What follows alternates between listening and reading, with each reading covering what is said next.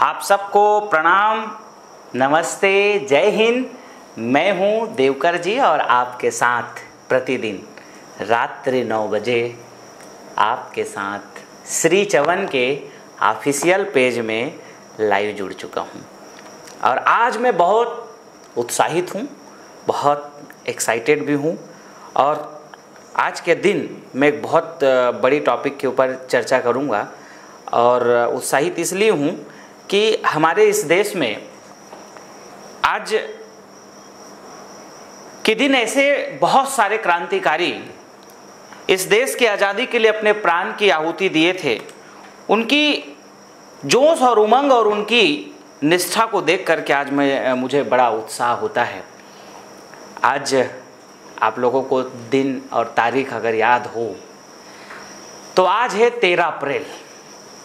और शायद अगर इतिहास में आप सब लोगों ने पढ़ा होगा, जिसे मतलब जो है ऐसा कहूँ तो खूनी दिन के तौर पे कहना कोई बहुत बुरी बात नहीं होगी।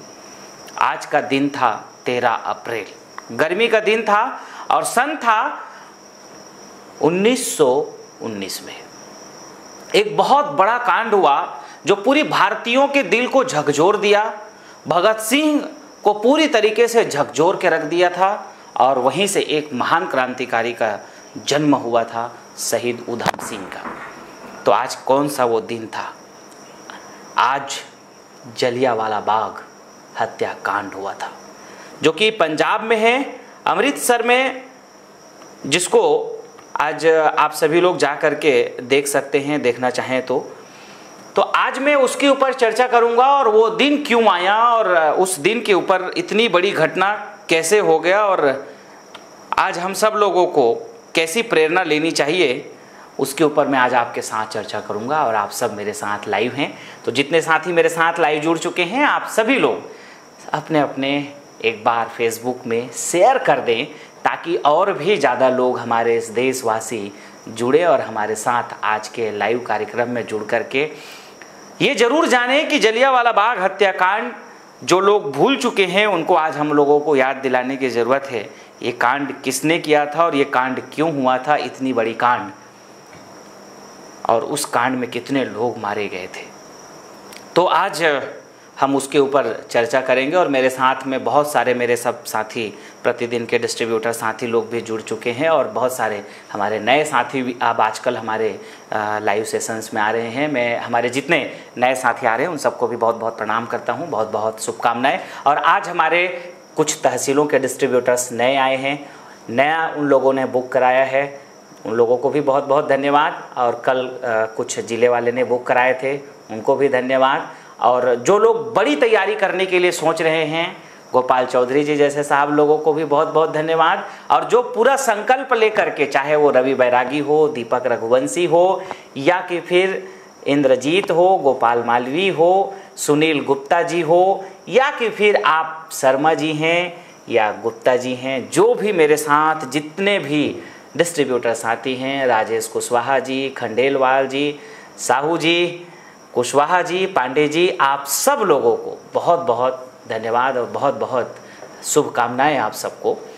और मेरी तरफ से बहुत बहुत आप सब लोगों के लिए मंगल कामनाएं हैं कि आप सब अपने जीवन में एक बड़ा नाम रोशन करें और अपने जीवन में कुछ कर दिखाएं। और आप सभी जो मेरे साथ इस राष्ट्र के निर्माण के लिए आप काम कर रहे हैं, उस बात के लिए मैं दिल से आप सबका अभिवादन करता हूं और दिल से आप सबको नमन करता हूं, प्रणाम करता हूं कि आप हमारे साथ इस राष्ट्र में एक बार वापस उस आंदोलन के लिए आप सब लगे हैं, जिस आंदोलन को वीर सावरकर ने बहुत बड़ी रूप में शुरुआत किया था। मैं वीर सावरकर से शुरू करता हूं। सन 1905 में वीर सावरकर सबसे बड़े क्रांतिकारी के तौर पे उन्होंने स्वदेशी वस्तुओं का उपयोग और विदेशी वस्तुओं का बहिष्कार का काम किया था। उसी समय लाल बाल पाल आप लोगों ने पढ़ा होगा, लाला लाजपत राय, बाल गंगाधर तिलक और विपिन चंद्र पाल, ये लोग जो है अलग अलग हिस्सों में स्वदेशी की बहुत बड़ी क्रांति करते थे। लेकिन उसमें एक खतरनाक क्रांतिकारी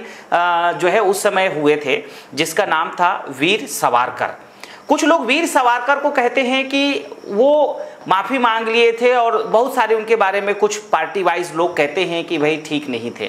लेकिन जिन लोगों को ऐसा लगता था कि वीर सावरकर वीर नहीं थे, माफ़ी नहीं मांगते थे, उन लोगों को अगर काला पानी की सज़ा अगर 1 साल की भी अगर मिलता तो एहसास हो जाता कि वीरता क्या होती है और तकलीफ़ क्या होती है। आज मैं वीर सावरकर के बारे में भी बात करूँगा।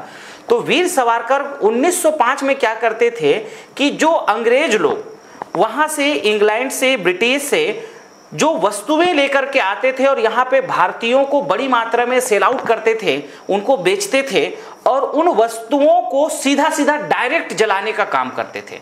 विदेशी वस्तुओं का होलिका दहन, विदेशी वस्तुओं का सीधा सीधा जलाने का काम पहली बार अगर किया किसी ने तो वो थे वीर सावरकर। इतनी बड़ी करेज, इतना बड़ा साहस होना अंग्रेजों के समय में बहुत कठिन काम था।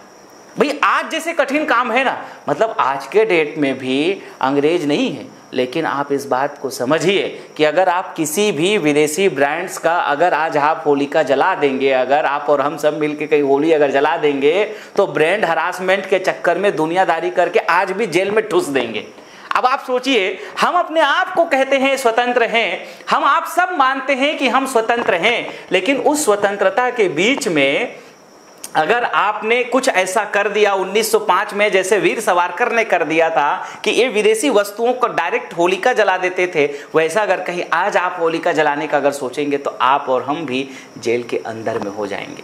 आज स्वतंत्र भारत की ये परिस्थिति है और उस समय हमारे ये वीर क्रांतिकार इन्हीं के कारण से वीर सावरकर को उनको जो है नासिक के कलेक्टर के हत्याकांड में भी फंसा करके इस तरीके से उनको जेल में डाल दिया गया। और पहला ऐसा भारतीय जो खतरनाक थे, जिन्होंने मतलब जो है कभी हारा नहीं और कभी थका नहीं और कभी रुका नहीं और पूरी अंतिम तक का जो संघर्ष करते रहे, ऐसे महान क्रांतिकारी थे वीर सावरकर। बहुत बड़े अखंड क्रांतिकारी थे। उनको जो है काला पानी की सजा हुआ। अंडमान निकोबार द्वीप समूह जहाँ पे आज है, वहाँ पे काला पानी की सज़ा बहुत कठिन सज़ा मानी जाती थी। उसमें क्या होता था, उनको 2 जन्म का कारावास दिया गया। भाई 1 जन्म का कारावास देना अलग बात था, उसको 2 जन्म का कारावास दिया गया, जिसको काला पानी की सज़ा बोला जाता था। तो वहाँ पे जब उनको काला पानी के लिए भेजा गया अंडमान निकोबार द्वीप समूह में, तो वहाँ पे उस समय कोई रास्ता नहीं हुआ करता था, बहुत उबड़ खाबड़ सब रास्ते थे। और जेल की जो उनकी कोठरी थी, बहुत छोटी सी कोठरी थी, जिसमें बहुत थोड़ी सी जो है केवल रोशनी आया करता था, कोई बहुत बड़ी रोशनी नहीं हुआ करता था। तो उस कोठरी में वीर सावरकर रहते थे और इतनी कठिन यातनाएं, अब आप सोचिए, इतना कठिन यातनाएं वीर सावरकर आप और हम जैसे राष्ट्रवासियों के लिए उठा रहे थे। कठिन कितना था उसकी यातनाएं, आप सुन करके आपका दिल इतना गुस्सा से तिलमिला उठेगा। मतलब आपको उसकी अगर एक हिस्सा भी, आप और हम सबको आज के डेट में 1% का भी अगर कष्ट उठाना पड़े तो आप और हम सब कांप सकते हैं। इतनी कठिन यातनाएं उस समय वीर सावरकर को दिया गया था। काला पानी की जब सज़ा हुई थी तब उसको सज़ा क्या मिलती थी कि जो पूरी हाथ है उसके ऊपर, गला के ऊपर और पैरों के ऊपर बेड़ियां बांधी जाती थी और उन बेड़ियों के साथ में उनको कहा जाता था कि आपको काम करना है। और काम क्या कराते थे कि सरसों से और नारियल का तेल निकालने के लिए दिया जाता था, जिसमें उनकी जिम्मेदारी होती थी कि किसी भी स्थिति में उनको लगभग 13 - 13.5 किलो तेल निकाल करके आपको देना है। अब आप सोचिए, उसके बावजूद उसमें कितनी कठिनाई और दिया जाता था कि आपको फ्रेश होने के लिए, मल त्यागने के लिए एकदम फिक्स टाइमिंग दी जाती थी। भाई अब मेरे को एकदम फिक्स टाइमिंग में तो मल नहीं हो सकता ना भाई। अगर अब उन लोगों ने 6 बजे का मेरे को फ्रेश होने का टाइम दिया, अब उस समय अगर मेरे को नहीं आया तो बाद में अगर होना है तो आपको बाद में अगर होना है तो ऐसा नहीं है कि आपको बेड़ियों से छोड़ दें और आप आराम से जाओ टॉयलेट में, ना, वहीं पे मतलब जो है आपको बर्तन दे दिए जाते थे, कुछ भी दिया जाता था, उसी में आपको पेशाब करना होता था। वहीं पे अगर आपको बाद में मल त्यागना है तो मल त्यागो। और पीने के लिए जो है सड़ा सा जो बर्तन है उसके अंदर पानी दिया जाता था। और खाना भी जिसको दिया जाता था, बताते हैं कई बार मैंने उनकी कुछ पुस्तकों को पढ़ा तो कई बार खाना में इतनी मतलब जो है वहाँ के जो पहाड़ियों के जो कई प्रकार के जीव जंतु होते थे, वो उनके खाने में मिला करते थे। इतना सड़ा गला खाना देते थे, वहाँ पे इतनी तकलीफ दी जाती थी, इतनी तकलीफ दी जाती थी कि वहाँ के क्रांतिकारी जो और भी बहुत सारे हमारे देश में उस समय के जो क्रांतिकारी हुआ करते थे, इतना तकलीफ होता था कि कैसे भी करके वो मरने को सोचते थे कि कैसे भी करके मर जाएं। बहुत सारे क्रांतिकारी चाहे नाड़ा से या कैसे भी करके कोई भी जुगाड़ करके अपने आप को फांसी लगा लेते थे कि वो मर जाएं। और वहाँ पे प्रतिदिन फांसी देने का काम भी, जहाँ पे वीर सावरकर था, जिस उनका जो है वीर सावरकर को जिस कोठरी के अंदर रखा गया था, उसके सामने फांसी देने का बनाया गया था। अंग्रेज लोग जिनको काला पानी की सजा होती थी और फांसी दिया जाता था, तो उसके सामने दिया जाता था। और ये वीर सावरकर प्रतिदिन देखा करते थे और सामने देख देख करके इतनी उसको जो है तकलीफ होती थी, इतनी पीड़ा होती थी, इतनी कठिन पीड़ा होती थी कि उसके सामने मतलब कोई भी व्यक्ति, अब आपके सामने सोचो कि रोज अगर फांसी दे तो आपके ऊपर क्या बीतेगी, आपकी आत्मा कैसे कल्पेगी। इतना कठिन यातनाओं के साथ इस तरीके की तकलीफ देते थे। अब आप सोचिए कि आपको थोड़ा सा छोटा सा कोठरी मिला हो, उसी में आपको लेटरिन करना हो, वहीं पे आपको खाना खाना हो, उसी में पेशाब करना हो। बताते हैं कि कभी कभी इतना बदबू हो जाता था उन कोठरियों में, इतनी भयंकर बदबू कि कभी कभी बदबू के कारण भी बीमार हो जाते थे। और इतने बीमार हो जाते थे कि वो जो है फिर उनकी इलाज पाने की कोई बहुत व्यवस्थाएं नहीं थी। इतनी कठिन यातनाएं वीर सावरकर जो है, जो स्वदेशी आंदोलन के सबसे बड़े क्रांतिकारी थे, जिन्होंने सबसे पहले होलिका दहन शुरू किया था विदेशी वस्तुओं का, ऐसे वीर सावरकर, महान वीर सावरकर ने सबसे पहले स्वदेशी आंदोलन का शुरुआत किया था। आज उसको हम लोग याद इसलिए करते हैं क्योंकि उन्हीं के भारत देश में आज वही ब्रिटिश इंग्लैंड की जो कंपनियां हैं हमारे भारत देश में आज सबसे बड़े व्यापार कर रही है। और जैसे उस दौर में था, आज उसी तरीके का एक दूसरा दौर खड़ा हो गया है, जहां पे आज भारत में सबसे बड़े, आज कोरोना जैसे एक वैश्विक महामारी भी चल रही है, जिसके अंदर पूरी इकोनॉमी भी हमारी तबाह होती जा रही है। और इकोनॉमी के साथ साथ में आज करोड़ों लोगों की जो है पूरी आर्थिक स्थिति बर्बाद होती जा रही है। बेरोजगारी अपने आप के चरम में जा रही है और गरीबी अपने आप के मतलब इतिहास रिकॉर्ड तोड़ भारत में जो है गरीबी बढ़ती जा रही है। मतलब देखिए, आप तो जितने साथी मेरे साथ जुड़े हैं, कहीं ना कहीं आप तो थोड़ी सक्षम हैं। आप लोगों के पास भगवान की दया से इतनी कोई कमी नहीं है कि आप अपने आप को सर्वाइव नहीं कर रहे हो। लेकिन आप अगर कई अभी भी हिस्से देखेंगे, आप चाहे उधर बंगाल के हो, दार्जिलिंग का हो, बिहार का हो, झारखंड का हो, कई ऐसे एरियाज़ हैं, चाहे छत्तीसगढ़ के कई इधर जो जंगल साइड के एरियाज़ हैं, या कहीं कहीं पे अभी भी कई ऐसे आदिवासी एरिया हैं, कई जगहों में, अलग अलग जगहों में, जहाँ पे अभी भी मतलब आप उनकी अगर दशा और जीवन को देखेंगे तो बहुत विकट स्थितियों में वो लोग जीवन जीते हैं। और आज हम भारत में सब लोग केवल एक सर्वाइव कर पा रहे हैं। अभी भी गाँव में ऐसा नहीं है कि पूरे, आज भी लोग सब डेवलप हो गए हैं और बहुत कुछ आज हम लोगों ने तरक्की कर लिया हो। जिस मात्रा में अब भारत को तरक्की होनी चाहिए थी, जिस भारत को कभी सोने की चिड़िया कहा जाता था, वो भारत की स्थिति आज बहुत अच्छी दिखाई नहीं देती है। क्योंकि पूरी भारत की जो लगातार लूट तंत्र है वो बहुत लगातार बढ़ता जा रहा है। ये मतलब लगातार विदेशी कंपनियों का इतनी दबदबा यहाँ पे आज हो चुका है कि एक बड़ी क्रांति की जरूरत, जैसे उस समय वीर सावरकर ने किया था होलिका जला करके, तो आज हमको भला होलिका जलाने की जरूरत नहीं है। लेकिन आज एक एक लोगों के मन में आप और हम सब लोगों को वापस बैठाना पड़ेगा। आपको अपने एरिया का वीर सावरकर बनने की जरूरत है। आज मैं एक छोटा वीडियो इनका देख रहा था, हमारे दीपक रघुवंशी जी लाइव वीडियो बना करके डाले थे और स्वदेशी की बात बहुत अच्छा कर रहे थे। मुझे बड़ी प्रसन्नता हुई कि कम से कम आज मेरे साथ कुछ लोग निकल करके तैयार हो गए हैं, जो कम से कम मतलब इस बात को अब थोड़ी समझने की कोशिश कर रहे हैं कि स्वदेशी क्या होती है, या कि फिर आज हमको एक बार वापस इसमें क्यों जरूरत है। देखिए, ये एक व्यापार की स्ट्रैटेजी भी इसको आप बोल सकते हो कि आपको अगर सफल होना है तो आपके लिए एक व्यापार की एक बेहतरीन स्ट्रैटेजी भी है। और दूसरा, आपको और अपने आप के आसपास के लोगों को सशक्त बनाने के लिए, भारत को सशक्त बनाने के लिए, एक हमारी समृद्धि के लिए एक बहुत जरूरी हो जाता है। तभी तो इतनी बड़ी स्वदेशी की बात महात्मा गांधी ने भी कहा था, असहयोग आंदोलन। महात्मा गांधी ने भी जो है एक बहुत बड़े आंदोलन की शुरुआत किया, जिसको असहयोग आंदोलन, जिसके जलियांवाला हत्याकांड जब उन्होंने देखा, पहले महात्मा गांधी का ऐसा था कि भाई हम अंग्रेजों के साथ में मिल करके उनके साथ देश चलाएंगे। लेकिन जब जलियांवाला बाग हत्याकांड आज के बाद हुआ तो उन्होंने एक बहुत बड़ा आंदोलन शुरुआत किया, जिसको असहयोग आंदोलन कहा गया कि भाई अब हम लोग अंग्रेजों को किसी प्रकार से सहयोग नहीं करेंगे और हम लोग अपने जीवन में अपना जो है स्वदेशी वस्तुओं का बहुत बड़ा प्रयोग करेंगे। तो गांधी जी का भी एक बहुत बड़ा मोमेंट था। तो आज मैं जो 13 अप्रैल जो जलियांवाला हत्याकांड है उसके ऊपर जो बात कर रहा हूँ, तो एक उस समय अंग्रेजों ने रॉलेट एक्ट करके एक कानून लाया था।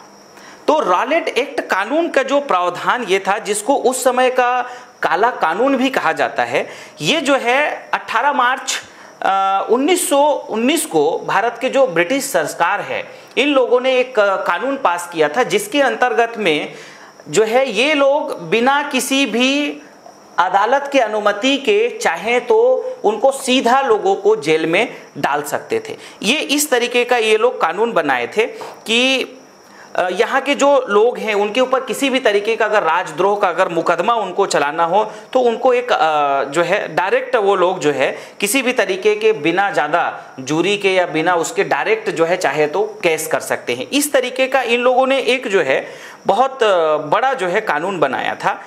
ये सीधा सीधा उनका कहना था कि भाई बिना किसी भी प्रकार के अदालत के मंजूरी के डायरेक्ट जेल में इनको डाल सकते थे। हमारे कोई भी भारतीय अगर अंग्रेजों के विरोध में, जैसे अगर आज हम इन विदेशी कंपनियों के विरोध जो करते हैं या इन विदेशी कंपनियों के बारे में जो हम थोड़ी बहुत बातें अगर करते हैं, तो ये लोगों का ऐसा कहना था कि भाई किसी अदालत से बिना पूछे पुलिस वाले डायरेक्ट आपको जेल में डाल सकते हैं।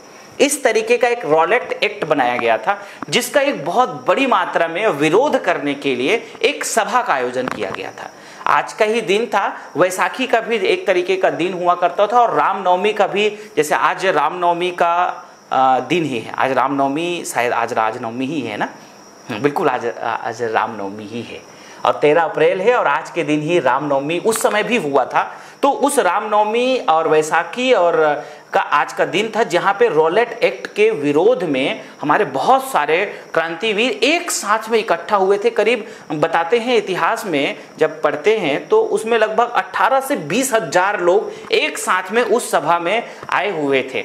और उस समय जनरल डायर आए और बहुत सारे सिपाहियों को लेकर के आए और सीधा सीधा उन्होंने बिना कोई किसी को कुछ आगाह नहीं किया, सीधा सीधा उसने गोली मारना चालू कर दिया। और गोली किससे मारते थे? गोली राइफल से मार रहे थे। और राइफल चलाने वाले उसमें भी हमारे कुछ हिंदुस्तानी सैनिक थे जो अंग्रेजों के वफादार हुआ करते थे। देखिए बात समझिए, हमारे भारत के लोग अपने ही लोगों के ऊपर उस समय जनरल डायर के कहने पे गोलियां चला दी थी, क्योंकि उनकी सरकार की नौकरी करते थे। अब बात समझ में आई होगी आपको कि हम भारतवासी, मैं जो बार बार संगठन की बात कहता हूं कि हमारे भारत में इसीलिए जो बहुत मजबूती के कारण जब संगठन नहीं रहा, तो यहाँ पे जब मुगल शासक आए, जब बाबर पहले यहाँ पे आया, तो बाबर धीरे धीरे अपने पूरी सत्ता को काबिज करते करते बहुत लंबा उसने जो है यहाँ पे राजपाट को फैलाया। फिर मुगलों के बाद में खैर मुगल आए, लेकिन यहाँ पे वो शासन किए, यहाँ से धन को बहुत ज़्यादा नहीं लूटा, लेकिन यहाँ पे हमारी संगठन और मजबूती न होने की वजह से वे लोग कब्जा कर लिए। उसके बाद में जब ये एक कंपनी ईस्ट इंडिया के तौर पे भारत में आई थी, और वही ईस्ट इंडिया कंपनी कब अंग्रेजों के हाथ से हम लोग गुलाम और कैसे बन गए, उसके पीछे की कहानी मैं पहले भी कई बार जिक्र करता रहता हूं, आज भी फिर बता देता हूं कि एक कंपनी के तौर पे अंग्रेज लोग आए थे, जिसका मूलतः व्यापार था कि हम व्यापार करेंगे, ट्रेड करेंगे। जैसे आज अमेजोन आई है कि भाई हम यहाँ व्यापार करेंगे, जैसे आज कोका कोला आई है कि हम यहाँ व्यापार करेंगे, जैसे हिंदुस्तान यूनिलीवर के नाम से यूनिलीवर यहाँ पे जो लक्स, लाइफ बॉय, कोलगेट करके जो ब्रांड, व्हील सर्फ एक्सल करके जो ब्रांड यहाँ पे आज चलाते हैं, वो भी इसी तरीके का व्यापार के नियत से आए हैं कि हम यहाँ व्यापार करेंगे। और व्यापार करते करते आज उन्होंने इतना बड़ा पैठ भारत में बना चुके हैं। हिंदुस्तान यूनिलीवर का मतलब आप समझ लो कि जो बच्चा अगर जो पैदा होता है तो सबसे पहले जो है उसको लाइफ बॉय साबुन से नहाया जाता है, बच्चों को कहा जाता है कि तंदुरुस्ती है वहाँ जहाँ लाइफ बॉय है कहाँ करके। इस तरीके का इतना बड़ा उनका व्यापार आज के डेट में जम चुका है। तो सेम इसी तरीके से ईस्ट इंडिया कंपनी का पूरी इतना बड़ा व्यापार एक दिन में नहीं जमा, 100 साल लगा। तो इसी प्रकार से इन कंपनियों को भी आज 50 साल हो गए यहाँ पे, जो धीरे धीरे धीरे धीरे करते करते अब कुछ सालों से जब से ये हीरो हीरोइनों ने इनकी ब्रांड का भयंकर प्रचार प्रसार शुरू किया तो पूरी जन जन तक छा गया। चाहे इनकी फेयर एंड लवली की बात करें या इनकी पॉन्ड्स की बात करें या जो कुछ भी, आप चाहे कितनी भी कंपनी का नाम ले लो, तो ये लोग भी व्यापार की नियत से आए थे। फिर ये कंपनी इतना बड़ा हो जाता है, जैसे हिंदुस्तान यूनिलीवर का आज मैं मार्केट कैप की अगर मैं बात करूं तो आप सुन करके शायद आप हैरान भी हो जाएंगे, जितने पैसा आपके दादा परदादा और आपके पुरखों ने भी नहीं देखा होगा उतना पैसा एक कंपनी के पास आज उनकी मार्केट कैप है। 5.5 लाख करोड़ से ऊपर के आसपास मार्केट कैप है। मतलब 5.5 लाख करोड़, 1 करोड़ हो बहुत होता है पहली बार। फिर अगर आपके पास 10 करोड़ हो तो कितना, 50 करोड़ हो तो कितना, 100 करोड़ हो तो कितना, 1000 करोड़ हो तो कितना, फिर आप सोचिए कि 500 करोड़ हो तो कितना, 2000 करोड़, 10,000 करोड़, 20,000 करोड़, फिर 50,000 करोड़। तो अब आप सोचिए कि 5 लाख, 5.5 लाख करोड़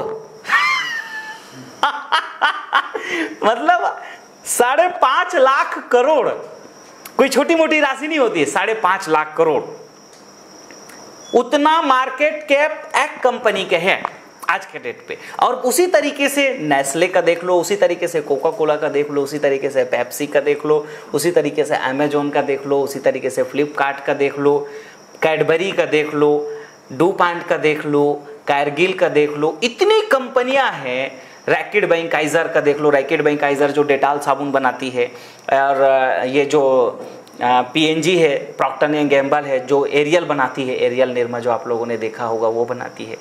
इतने सारे जो है, जो ये हार्पिक बनाने वाले रैकेट बैंकाइजर, इतने बड़े बड़े ये ब्रांड्स हैं आज के डेट में जो पूरी भारत में मतलब अखंड रूप से कब्जा जमा करके बैठे हैं। और यही धीरे धीरे धीरे धीरे धीरे धीरे धीरे धीरे इतना बड़ा इनका कब्जा हो जाता है कि जैसे जब जलियांवाला हत्याकांड जब हुआ था तो उसमें जो गोली चला रहे थे वे भी भारतीय थे, और मरने वाले जो हजारों की तादाद में जो लोग मर रहे थे वो भी सब भारतीय थे। फिर अब जब आप और हम सब गरीबी से, दूसरे लोग एक तरफ मर रहे होंगे और दूसरी तरफ कुछ हमारे ही भारतीय ऐसे हैं जो इन विदेशी कंपनियों को भयंकर बड़ी मात्रा में सपोर्ट और अभी मेरे को गाली देने वाले बहुत सारे लोग मिल जाएंगे। क्यों? क्योंकि वो उनको पसंद करते हैं, उनको उनके साथ में रहते हैं। तो इसी तरीके का हमारा ये भारत है, और यही भारत का सबसे बड़ा दुर्भाग्य भी है।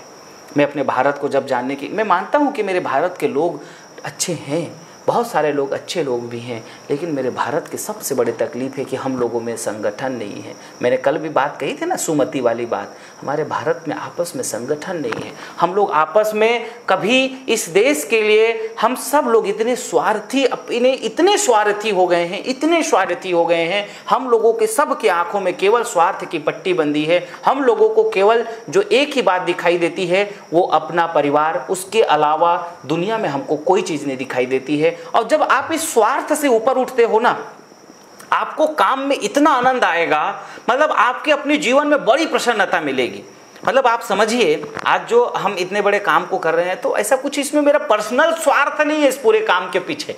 भाई अगर मुझे पर्सनल कोई ऐसा इंटेंशन नहीं है कि पर्सनल कुछ मेरा लाभ है, या पर्सनल में इस लाभ के लिए या पर्सनल किसी चीज़ के लिए मैं एक चीज़ को सोचता हूँ। भाई इतने बड़े मुद्दा और इतने बड़े अभियान और इतना खुले मंच पे आज जो काम करने के पीछे केवल एक ही उद्देश्य है कि भाई आज हमारी भारत की जो ज़रूरत है, उसके लिए हमारी भारत में जो काम करने की ज़रूरत है उसमें हम अपना एक अंश लगा सकें और बिना डरे। देखिए आज इतना, जब आप इस तरीके के बात करेंगे और आने वाला दिनों में जब आप और आगे बढ़ेंगे तो हमारे सामने सबसे बड़ी चुनौती और समस्या यही है कि बचेंगे कि नहीं बचेंगे, ये बहुत बड़ी समस्या है। अब देखो, मैं रहूं ना रहूं, आप सब लोगों को एक मतलब अपना प्रयास रखना पड़ेगा कि हम कम से कम रहेंगे। देखो, मैं आप सब लोगों को इसीलिए तैयार करना चाहता हूं और आप सबको अपने दिल की बात इसलिए बताना चाहता हूं कि ये विचार रहना चाहिए। हम रहें या न रहें, लेकिन ये विचार रहना चाहिए और इस विचार की क्रांति को एक बार वापस आप लोगों को जन जन तक पहुंचाना है। इस पूरे संकल्प के साथ आपको इस काम को करना है। इस काम को हमको बिजनेस का एस्पेक्ट देखना है।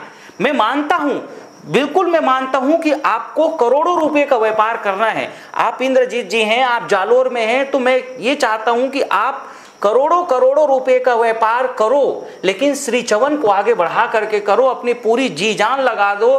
गोरखपुर में आप 10 करोड़ का, 50 करोड़ का, 100 करोड़ का आप व्यापार करिए, लेकिन ये व्यापार जब आप करेंगे तो आप जब आगे बढ़ेंगे तो मेरे देश के सैकड़ों लोगों को आप आगे बढ़ाओगे। इसलिए मैं चाहता हूं कि हम लोग मिल करके इतने बड़े काम को करें कि हम अपने लोगों को भी आगे बढ़ा सकेंगे। हम अपना, देखिए क्या है कि आप भी आगे बढ़ो, लोगों को भी आगे बढ़ाओ। उसके लिए हम लोगों को सबसे प्रमुख स्ट्रैटेजी जो अपनाने की जरूरत है वो स्वदेशी अपनाने की जरूरत है।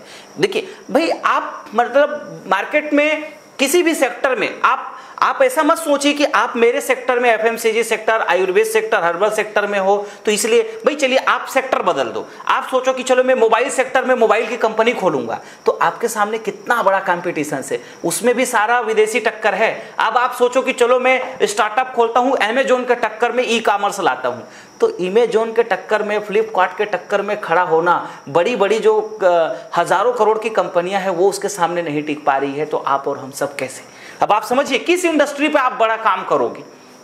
भाई सारी इंडस्ट्री तो कब्जा उन्हीं का है ना। आप कृषि सेक्टर में आओगे तो कृषि सेक्टर में कारगिल, बायर एजी, डूपांट, डाओ, ये कोई छोटी मोटी कंपनी है? ये तो पूरी एक एक प्रदेश को खरीद लें, 2-2 प्रदेश को खरीद लें, इतनी बड़ी बड़ी एक एक कंपनी है। डूपांट अगर चाहे तो पूरे छत्तीसगढ़ को खरीद ले, इतना पैसा है उसके पास में।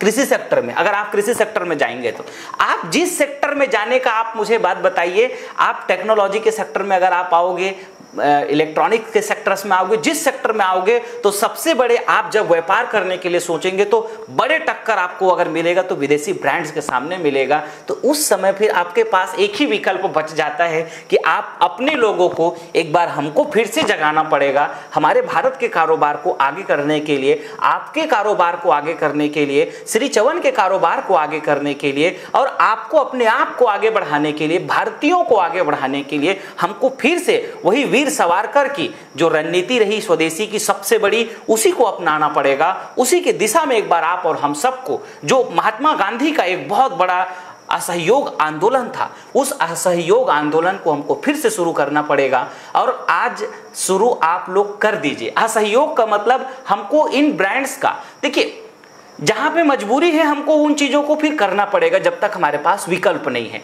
और आपने अगर, बड़े प्रेम पूर्वक आपसे कहता हूं, आपने अगर हमको सहयोग दिया तो मेरा प्रयास है कि हर एक जितना ज्यादा पॉसिबिलिटीज हो सके, एफएमसीजी सेक्टर में तो एक भी ऐसा उत्पाद नहीं होगा जो इनके कंपेयर के लिए ना हो। मतलब एक भी उत्पाद ऐसा नहीं होगा जो विदेशी ब्रांड के कंपेयर में नहीं होगा। मैं उनके कंपेयर में आने वाला दिनों में उत्पाद बनाने की कोशिश करूंगा। बड़े विनम्रता के भाव के साथ आप सबसे मैं आह्वान कर रहा हूं और आपको भरोसा भी दिलाना चाहता हूं, विश्वास दिलाना चाहता हूं और बड़े संकल्प के साथ में, बड़ी निष्ठा के साथ, इन्हीं संकल्प शक्ति के साथ आज श्री चवन अपने आप में बहुत बड़ा रूप ले चुका है। और काफी लोग आज मेरे साथ लगातार, मेरे साथ सैकड़ों हजारों फोन आ रहा है, हमारे लगातार दिन भर कस्टमर केयर अधिकारी लगातार लोगों को हमारी ब्रांड्स की जानकारी दे रहे हैं, उनके बारे में पूरी सबको हम बता रहे हैं और लगातार लोग बुक करा रहे हैं। मुझे बड़ी प्रसन्नता होती है जब आप बुक कराते हैं और शुरू करने का जब आप संकल्प लेते हैं। आपका आधार कार्ड, पैन कार्ड की जब फोटो हमारे पास, मैं भी खुद उस ग्रुप में अपने आप को जोड़ के रखा हूं ताकि कम से कम कुछ तो मुझे पता चलता रहे करके। और जब भी मैं समय मिलता है तो देखता हूं तो मुझे पता चलता है कि आज सिंगरौली बुक हुआ, कि आज जो है श्रावस्ती बुक हुआ, कि बस्ती बुक हुआ, कि गोरखपुर बुक हुआ, जहां कभी हुआ तो मुझे पता चलता है। आज ग्रामीण हुआ कि तहसील हुआ। और मेरा विश्वास है, मुझे पूरा भरोसा है, आप सब जितने साथी मेरे साथ जुड़े हैं, आप सभी पूरी दिल लगा करके आज के दिन को हम लोगों को याद करके काम की बड़ी शुरुआत करना है। आज हम लोगों को संकल्प लेना पड़ेगा। संकल्प कैसे लेना पड़ेगा? जैसे भगत सिंह ने लिया था। मुझे अच्छी तरह से याद है, मैं जब भगत सिंह की स्टोरी पढ़ता हूँ और भगत सिंह को जब पढ़ता हूँ तो आज के दिन एक छोटा सा बालक, महज 12-13 साल का उम्र का रहा होगा भगत सिंह, और जब उसको पता चला कि इतना बड़ा कांड हो गया तो उसको भरोसा नहीं हुआ। 25 किलोमीटर से ज्यादा दूरी तय करके वो पैदल चला गया जहां जलियांवाला बाग हत्याकांड हुआ था। वहां जाकर के देखा कि पूरी खून के, पूरी लाल लाल इतने लोग मरे गए थे, हजारों लोग मारे गए थे। उनके पूरी खून से सना हुआ मिट्टी को अपने साथ एक बॉटल में लग करके ले आया और उस बॉटल में लग करके ला के अपने घर में संकल्प लिया कि आज इन अंग्रेजों को किसी भी हाल में भगाने की पूरी अपनी जीवन का ताकत में लगा दूंगा। उनके घर वालों को विश्वास नहीं होता था कि भगत सिंह ऐसा कर पाएगा या करेगा। भगत सिंह आज के दिन संकल्प, उस मिट्टी को उठा करके संकल्प लिया था कि आज से मैं इन अंग्रेजों को भगाने का काम करूंगा। तो आज 13 अप्रैल है मेरे साथियों। आप सबको, आप जितने मेरे साथ जुड़े हुए हैं, जितने लोग मुझे जानते और पहचानते हैं, जितने श्री चवन के साथ आज सैकड़ों आप जो साथी काम कर रहे हैं, चाहे वो हमारे कर्मचारी के तौर पे काम कर रहा हो, मेरे यहाँ कोई कर्मचारी मैं नहीं मानता हूँ, लेकिन वो बोलने के शब्द में है, जो हमारे साथ में, जो मेरे आसपास में रह करके मेरे साथ काम कर रहे हैं, जो हमारी टीम है, और जो दूर में रह करके चाहे अलग अलग जिले का अपने अपने जिम्मेदारी संभाल रहे हैं हमारे सभी, चाहे सर्वजीत साथी हो, चाहे जो भी आप मेरे जिला देखने वाले, तहसील देखने वाले, अपने ग्राम को देखने वाले, मेरे सभी जितने चवन के जो कर्मठ साथी हैं, मैं आप सब से एक बात के लिए बड़ी मजबूती से कहूंगा कि आज संकल्प लेने का दिन है। वो जलियांवाला हत्याकांड जो हुआ था, उन्हीं अंग्रेजों की देश की सबसे बड़ी आज भारत में कंपनी बन चुकी है, जो पूरी भारत की व्यापार को धीरे धीरे पूरी चूस करके पूरा उसी अंग्रेजों के देश में हमारे पैसे को लेकर के जा रहे हैं, जिसकी आंकड़ा आज किसी भी भारतवासियों को नहीं है, जो मतलब एक एक व्यक्तियों को पता नहीं। जो मैं आज आप लोगों को बातें बताता हूं, हो सकता है शायद आपको पता हो, लेकिन क्या आपके पड़ोसी को पता है? क्या नहीं पता है। और उसको बताने की जिम्मेदारी किसकी है? उसकी जिम्मेदारी आपकी है। इस वीडियो को जन जन तक फैलाने की जिम्मेदारी किसकी है? आपकी है। आप 10 लोगों को भेज सकते हो, 10 को भेजो, 20 को भेज सकते हो, 20 को भेजो। आप समझा सकते हो तो आप समझाओ, नहीं तो इस वीडियो को भेज के समझाओ। जैसा जिस तरीके से आप कर सकते हैं, आपको अपने जीवन का 100% अपने जीवन का 100% समाज के लिए, राष्ट्र के लिए, देश के लिए और लोगों के लिए लगाइए। आप अपने आप को जब स्वार्थ से थोड़ा ऊपर उठाएंगे, आपको अपना जीवन, देखिए आपका जीवन तो बीतना ही है, कैसा भी करके, चाहे आप स्वार्थ में बिता दीजिए, चाहे आप खा पी करके बिता दीजिए, चाहे जैसा भी बिताइए। ये जीवन एक दिन, अभी तो कोरोना जैसे घातक स्थिति चल रही है, पता नहीं कौन कब मर जाए, कब एक्सीडेंट हो जाए, कब क्या हो जाए। तो भाई जितने दिन की जिंदगी है, 2 दिन की जिंदगी है, इस 2 दिन की जिंदगी में क्यों बहुत ज्यादा अपने स्वार्थों में हम लोग रह जाते हैं। हम देखिए क्या है, जिंदगी ऐसी बना, बहुत अच्छी लाइन मैं पहले भी सुनाता हूँ, आप लोगों को फिर से सुनाता हूँ। जिंदगी ऐसी बना जिंदा रहे दिल साध तू, याद करिएगा, जिंदगी ऐसी बना जिंदा रहे दिल साध तू, और तू ना हो दुनिया में लेकिन, तू ना हो दुनिया में लेकिन, दुनिया को आए याद तू, दुनिया को आए याद तू। बहुत बड़ी बात है ये। और इसी को एक कबीर साहब जी ने बहुत अच्छे तरीके से लिखा था, बहुत शानदार लाइनें हैं।